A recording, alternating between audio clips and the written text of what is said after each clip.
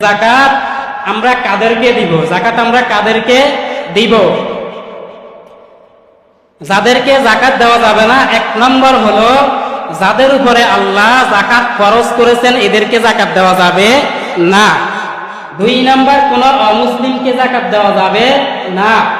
তিন নাম্বার হলো নিজের আপন মা বাবাকে যাকাত দেওয়া যাবে না, নিজের ছেলে মেয়েকে যাকাত দেওয়া যাবে না, নিজের দাদা দাদিকে যাকাত দেওয়া যাবে না, নিজের নানা নানিকে যাকাত দেওয়া যাবে না,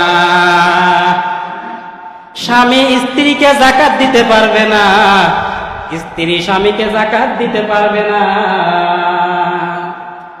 এই কয়েক শ্রেণীর লোককে যাকাত দেওয়া যাবে না। এরপর আপনি সাইডে আপনার ভাই ভাইকে যাকাত দিতে পারে, বোন বোনকে যাকাত দিতে পারে, ভাই বোনকে যাকাতের টাকা দিতে পারে, বাতিজাকে যাকাতের টাকা দিতে পারেন, বাগনিকে যাকাতের টাকা দিতে পারেন, আপনার খালাকে যাকাতের টাকা দিতে পারেন, খালুকে দিতে পারেন, শ্বশুর শাশুড়িকে যাকাতের টাকা দিতে পারেন। এদেরকে যাকাতের টাকা দেওয়া যায়। আর বিশেষ করে যাকাতের টাকা দিতে হয় বেশিরভাগ নিকট আত্মীয় স্বজন যারা, এদেরকে। এরপরে দূরবর্তীদেরকে দিবেন। যাকাতের টাকা আপনি এমন ভাবে দিবেন যেন যাকাতের টাকা আপনার কাছ থেকে এসে নিয়ে যাইতে না হয়, আপনি নিজে যায় যাকাতের টাকা দিয়ে আসতে হবে। কারণ যাকাত এটা আপনার আমার দান নয়। যাকাত হলো, যাকাত শব্দের অর্থ হলো পবিত্র করা। যাকাত শব্দের অর্থ পবিত্র করা। তাহলে আল্লাহ যে আপনাকে আমাকে দান করেছেন এতগুলা টাকা, এতগুলা ধন সম্পদ, এই যাকাত এই সম্পদ পবিত্র করার জন্য আল্লাহ বলছেন তোমরা যাকাত দাও। আর এটা দান না, এটা আপনি সওয়াবের আশা করতে পারবেন না।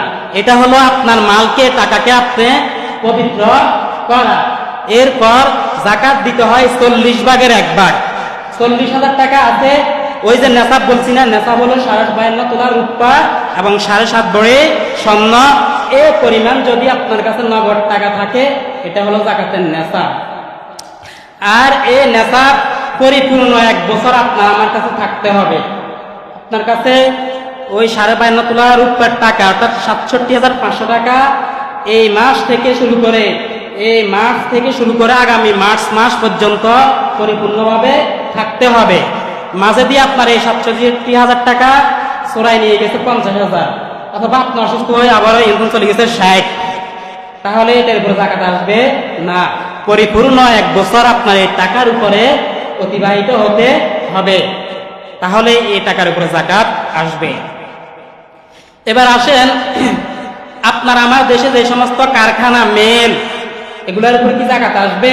দেখেন, মনে করেন একজন একটা কারখানা আছে, 50 কোটি টাকা খরচ করে একটা মেল বানাইছে। শুধু মেলটা বানাইতে 50 কোটি টাকা গেছে। এই মেলের উপর কি যাকাত আসবে? আসবে না। 50 কোটি টাকার মেলের উপর যাকাত আসবে না। কারণ এটা হলো মেল, এটা থেকে বিভিন্ন জিনিস উৎপাদন হবে। আর এই মেল থেকে উৎপাদিত হয়ে যে সমস্ত মালামাল বের হবে, বিক্রয় করবে, এগুলার উপরে যাকাত আসবে। মনে করেন একজনের 1 লক্ষ টাকা খরচ করে একটা দোকান দিয়েছে বাজারে, এই 1 লক্ষ টাকা খরচ করে দোকান দিছে, এই দোকানের উপরে যাকাত আসবে না। এটা হলো আপনার আমার আয়ের মাধ্যম। এই দোকান থেকে আপনি আমি যেগুলাকে বিক্রয় করব, অথবা পণ্য, কাপড় চোপড় বেচবো, এগুলার টাকার উপরে যাকাত আসবে যদি নেশাব পরিমাণ হয়। কাহারও একটা কাঠের মেল আছে, এই কাঠের মেলের উপরে যাকাত আসবে না। কাঠের মেল থেকে গাছ চিরাই যত টাকা আসে, এগুলা যদি নেশাব পরিমাণ হয়ে যায় আর এগুলার উপরে 1 বছর অতিবাহিত হয়, তাহলে যাকাত দিতে হবে। এই ক্যামেরার দাম যদি 2 লক্ষ টাকা হয় অথবা 1 লক্ষ টাকা হয়, ক্যামেরার উপরে যাকাত আসবে না। ক্যামেরা দিয়ে যেগুলা ইনকাম করে, ওই ইনকাম সোর্স যদি 1 বছর অতিক্রম হয় আর যদি নেশাব পরিমাণ হয়, তাহলে যাকাত দিতে হবে। তাহলে আমরা ইনশাল্লাহ যাকাত আদায় করে দিব। আগেই বলেছি, স্বর্ণ রূপা আমাদের নগদ টাকা পয়সা, এগুলা হলো যাকাতের নেশাব। স্বর্ণ যদি 7.5 ভরি না থাকে, 52 তোলা রূপা যদি না থাকে, নগদ ক্যাশ যদি না থাকে, তিনটা মিলাই যদি 1 নেশাব হয়ে যায়, তাহলে যাকাত আদায় আমাদেরকে করতেই হবে। হাদিস শরীফে আসছে قال النبي صلى الله عليه وآله وسلم আল্লাহর নবী সাল্লাল্লাহু আলাইহি ওয়া আলিহি ওয়াসাল্লাম বলেন মান আতাহুল্লাহু মালা আল্লাহ যাকে ধন সম্পদ দান করেছে, টাকা পয়সা দিয়েছে, ফালাম ইউআতি যাকাত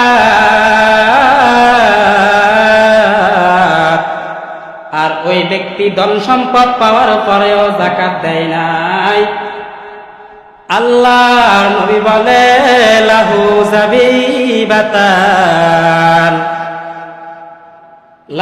যাবিবাতান ফায়াখুযু বিলিহজিমাতাইহি আল্লাহর নবী বলেন সুজাআন আকরা আল্লাহ একটা সাপ নিযুক্ত করবেন, সুজাআন আকরা এই সাপটা হবে টেকু সাপ। টেকু সাপ বলা হয়, মনে করেন একজন মানুষের মাথায় চুল নাই, মানুষটাকে দেখা যায় বেল অবস্থা, সাপের মাথায় হালকা কিছু চুল হয়, মানুষ এই চুল দেখে না, এই চুল আবার দেখতে যায় না, তাহলে ঠোকর মারবে। এই টেকু সাপ আল্লাহ নিযুক্ত করবেন তার কবরের ভিতরে। সুজাআন আকরা আল্লাহ একটা টেকু সাপ নিযুক্ত করবেন। টেকু সাপ কেন বলা হয়? কারণ এই সাপ বিষাক্ত সাপ, বিষ বেশি এই সাপের, বিষের ঠেলা মাথাকে ঘষে ঘষে চুলগুলাকে ফালাইয়া দেয়। আর এই সাপকে যখন কবরের ভিতর নিযুক্ত করে দেওয়া হবে, যাকাত আদায় না করার কারণে ইউতাওয়াকু এই সাপটা পায়ের থেকে পেঁচাইতে পেঁচাইতে এ পর্যন্ত আসবে।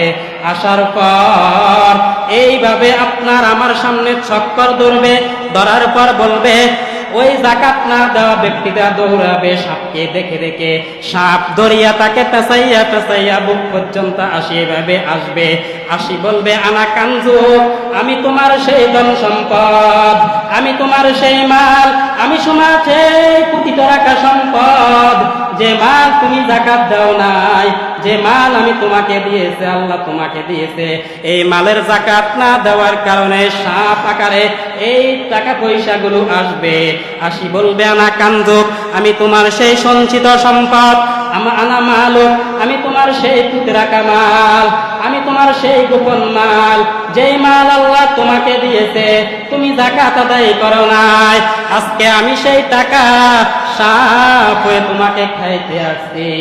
এই সাপ বলবে আমি তো সাপ না, আমি হলাম তোমার সেই টাকা, আমি হইলাম তোমার সেই ধন সম্পদ, যেই ধন সম্পদ আল্লাহ তোমাকে দিয়েছে। এ বাবা কেন যাকাত আদায় করো নাই?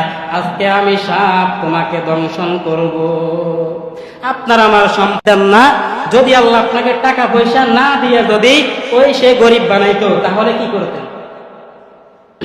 এরপরে আসেন, আপনার আমার যদি 1000 কোটি টাকা থাকে, মানে যত টাকায় থাক, এরপর যাকাত আসছে মনে করেন 1 লক্ষ টাকা, এই 1 লক্ষ টাকা আপনি আমি যাকাত না দিয়ে মাত্র 30,000 টাকার লুঙ্গি গামছা কাপড় কিনে কিনে একজনকে লাইন ধরাইয়া ধরাইয়া দিয়ে দিলাম, আল্লাহর কসম যে ব্যক্তি 30,000 টাকা যাকাত দিয়ে বাকি 70,000 টাকা দেয় নাই, এই 70,000 টাকা সাপ হয়ে আপনার আমার কবরে আসবে। যাকাত কেন দেও নাই? আল্লাহ তো তোমাকে মাল ধন সম্পদ দিয়েছে। তাহলে আমাদের উপর যাদের যাকাত ফরজ হয়েছে আমরা যাকাত আদায় করে দিব। যাকাত দিলে কমে না। আল্লাহ বলেন, দেখো একটা দান তুমি মাটির ভিতরে বপন করো, দান চিনেন তো? এই দান একটা দাও, একটা চারা উড়ে 1 থুকনা সওয়াব আর হয়, এটার থেকে শত শত দান বের হয়। যেরকম তুমি একটা দিছ, আমি তোমাকে 100 দান দিয়েছি। আল্লাহ বলে যাকাত দাও, আমি তোমাকে আরো বাড়িয়ে দিই। তাহলে আমরা আপনারা যাকাত আদায় করে দিব। যাদের যাকাত ফরজ হয়েছে আমরা যাকাত আদায় করে দিব। এই যাকাত দেওয়ার মাধ্যমে একজন গরিব সচ্ছল হয়, একজন গরিব কিছু খেতে পারে। এই যাকাত দেওয়ার পর শতকরা 2.5%, শতকরা 2.5%, 40-এ 1, 80-এ 2, 100-তে 2.5, শতকরা 2.5, 100 টাকায় 1 টাকা, 1000-এ 2.5 টাকা, 1000-এ 2.5 টাকা, অর্থাৎ 40 ভাগের 1 ভাগ, 100 ভাগের 2.5 ভাগ, 100 ভাগের 2.5 ভাগ। 1 লক্ষ টাকাতে 2.500, 1 লক্ষ টাকাতে ক হাজার? 2.500 আপনার আমার এই জাকাত দিতে হবে। 1 লক্ষ টাকার দিকে তাকিয়ে থাকলে হবে না। ওই যে 52.5 তোলার দাম, অর্থাৎ 52.5 তোলার টাকা হয় 67,500 টাকা। এই পরিমাণ টাকা আপনার আমার নিকটে যদি থাকে, আপনার আমার খরচ বাদ দিয়ে, ঘরের খরচ সব বাদ দেওয়ার পরে, ঋণ মুক্ত হওয়ার পর, এরপর যদি এই পরিমাণ টাকা থাকে তাহলে জাকাত খরচ। এরপর কারো যদি 2টা বাড়ি থাকে, এই 2টা বাড়ির উপরে জাকাত আসবে না। যদি একটা বাড়ি ভাড়া দেয়, ওই ভাড়ার টাকা যদি নেশাব পরিমাণ হয়, আবার 1 বছর অতিবাহিত হয় এই টাকার উপরে, তাহলে জাকাত আসবে। গরু ছাগল এগুলার জাকাত সাধারণত আমাদের দেশে হয় না। যদি গরুর নেশাব হলো 30টা গরু হইলে একটা গরু জাকাত দিতে হয়। এখন আপনার আমার দেশে 30টা গরু কেউ পালেও না। যদি আপনার আমার কারো 5-6টা গরু থাকে, এগুলোর উপরে জাকাত আসবে না। হ্যাঁ, যদি কেউ ব্যবসা করার জন্য গরু পালে, 40টা 50টা নিজে ব্যবসা করার জন্য, যেমন যারা গবাদি পশু জবাই করে, কসাই বলা হয়, এরা যেরকম ব্যবসার জন্য গরু কিনে, এদের গরুর উপরে কি আসবে? জাকাত আসবে। অন্যথায় জাকাত গরুর উপরে আসবে না। তাহলে এই জাকাত আদায় করে দিতে হবে আপনাকে আমাকে। হেঁটে হেঁটে যায় জাকাত আমার থেকে 80 নিতে হবে, এটা কোনো বিধান না। কারণ এটা তো ওর স্বার্থ না, এটা হলো আমার, এটা হলো আমার উপকৃত হবো আমি, আমার টাকাকে আমি পরিশুদ্ধ করব, আমি নিজে বাঁচবো। এই জন্য জাকাত আদায় করতে হবে। আমি নিজে জাকাত আদায় করে দিব। এরপর জাকাত আমাদের দেশে মানুষ মনে করে শুধু রমজান থেকে রমজান খরচ হয়, এমন না। জাকাতের নেশাব হলো পরিপূর্ণ 1 বছর। বেশিরভাগ জাকাত হিসাব করা হয় চন্দ্র মাস থেকে। তাহলে চন্দ্র মাস যদি আপনি এই মাসে মহররম মাসে আপনি জাকাত দিয়ে ফেলান, তাহলে মহররম থেকে শুরু হবে আবার আগামী মহররম, অথবা এই শাওয়াল মাসে আপনার উপরে আপনি জাকাত দিয়েছেন, এই শাওয়াল থেকে আবার আগামী শাওয়াল মাস পর্যন্ত। এভাবে শুধু যে রমজান থেকে রমজান এমন না। যে মাসে আপনার উপরে জাকাত খরচ হয়েছে, মনে করেন আপনি গরিব, হঠাৎ করে আপনি রমজান মাসে চন্দ্র মাস অনুযায়ী রবিউল আউয়াল মাসে আপনি জাকাতের নেশাব পরিমাণ মালিক হয়ে গেছেন, তাহলে আগামী রবিউল আউয়াল মাস পর্যন্ত আপনার উপরে জাকাত খরচ হবে 1 বছরে। এবার আসেন জাকাত না দেওয়ার, না আদায় করার আরেকটা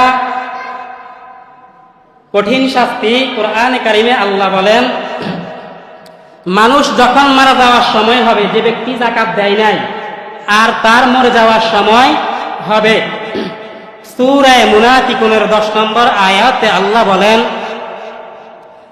লাউলা আখারতানি ইলা আজালিন করিব। যে ব্যক্তির উপরে জাকাত ফরজ হবে আর ওই ব্যক্তি জাকাত আদায় করে নাই, যখন তার মরণের সময় হবে, মরণের সময় সে আল্লাহকে ডেকে ডেকে বলবে, লাউলা আখারতানি, আই রব্বি, ও আল্লাহ আমাকে যদি একটু সুযোগ দেন, ফাআসসাদদাক, আমি যাকাত আদায় করে দিব, ওয়া আকুম মিনাস সালিহিন, আমি নেককারদের অন্তর্ভুক্ত হয়ে যাব। আল্লাহ ডাক দিয়া কয়, লা ইউআখিরুল্লাহু নাফসান ইযা জাআ আজালুহা, না না, আর সুযোগ দেওয়া হবে না।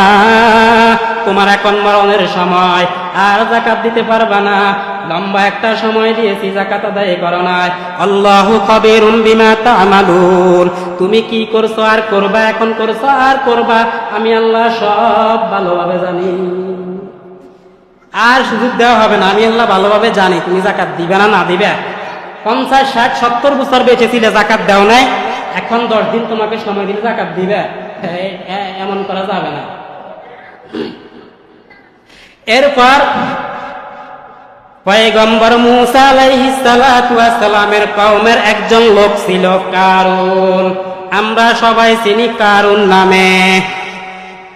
এই কারুনকে আল্লাহ এত ধন সম্পদ দিয়েছেন, এত টাকা পয়সার মালিক বানিয়েছেন, হিসাব করার কোনো সুযোগ নাই। কারুনের ধন সম্পদের চাবি বহন করার জন্য শুধু একদল বাহিনী ছিল। কারণ যে সমস্ত সম্পদকে সন্দুক অথবা যেখানে রাখতো, যে ঘরে রাখতো, এগুলার তালা খোলার চাবি গ্রহণ করার জন্য একদল বাহিনী ছিল। তাহলে বুঝেন কত টাকা সম্পদশালী কারণ ছিল। এই কারুনকে মূসা নবী যায় বলে, কারুন আহসিন কামা আহসানাল্লাহু ইলাইক। এ মূসা, আল্লাহ বলে মূসা কারুনকে যাইয়া বলো, কারুন তোমার উপরে আল্লাহ যেরকম ইহসান করেছে, আল্লাহ তোমাকে যেরকম টাকা পয়সা দিয়েছে, তুমি কারুন মানুষের উপরে ইহসান করো, তুমি মানুষকে দান করো, সদকা করো, যাকাত দাও। কারুন কয়, মূসা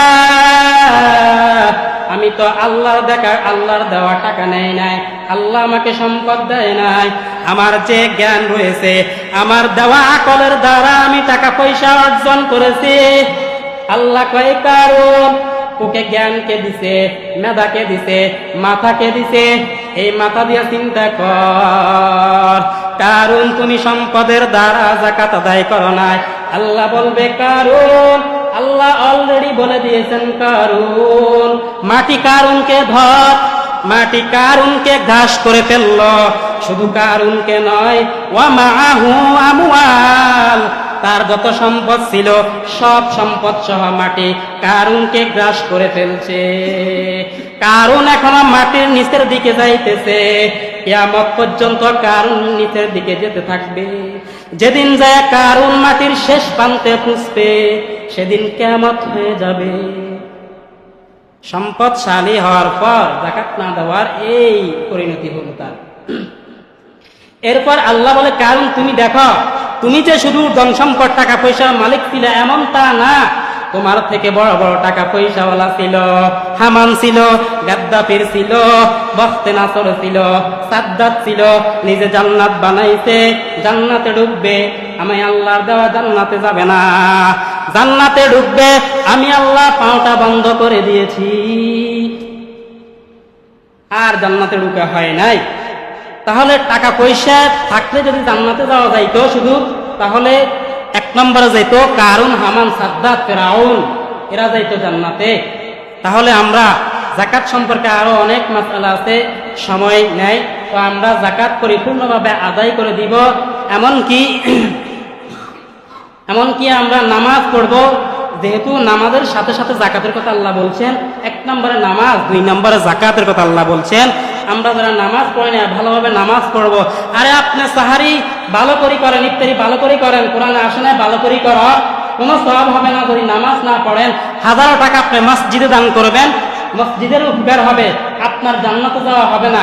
লক্ষ কোটি টাকা মাদ্রাসা বানাইবেন, জনগণের উপকার হবে, নামাজ না পড়ে জান্নাতে যাওয়া হবে না। আপনি হাজারো বার হজ করবেন, নামাজ না পড়বেন, জান্নাতে যাওয়া হবে না। কসম করে বলছি, আপনার এই জান্নাতে ঢোকা হবে না নামাজ না পড়ে। অনেক আছে ঘরে বসে বসে নামাজ পড়ে, মসজিদে আসে না বিভিন্ন কারণে। আপনার এই ঘরে নামাজ না পড়ার পরিণতি আছে। কেন?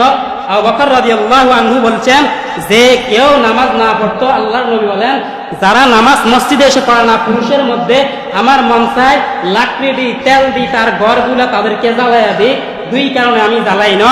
এক নাম্বার, যে ঘরে মহিলা আছে, দুই নাম্বার হলো ওই ঘরে শিশু বাচ্চা আছে, এই জন্য আমি ঘরগুলা জ্বালাই নাই।